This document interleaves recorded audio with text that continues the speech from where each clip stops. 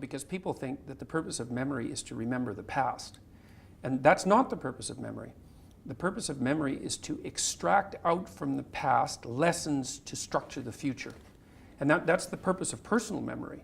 And so you're done with a memory when you've extracted out the information that you can use to guide yourself properly in the future. So if you have a traumatic memory, for example, that's really obsessing you, if you analyze that memory to the point where you figured out how you put yourself at risk and you can determine how you might avoid that in the future, then the emotion associated with that goes away.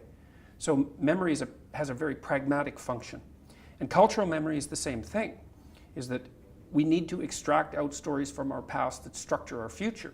And we need that because, well, first of all, if you don't have a purpose, let's say, it isn't that your life becomes neutral in a meaningless sense.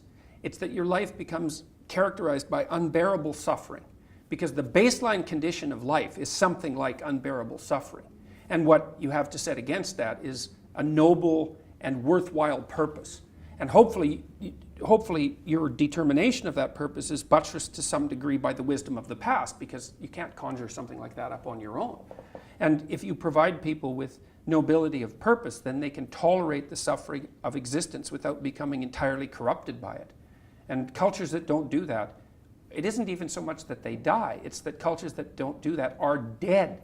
They're done.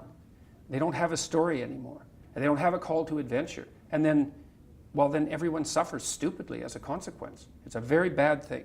So Churchill made the same observation that many of the great psychologists and philosophers made in the early part of the 20th century.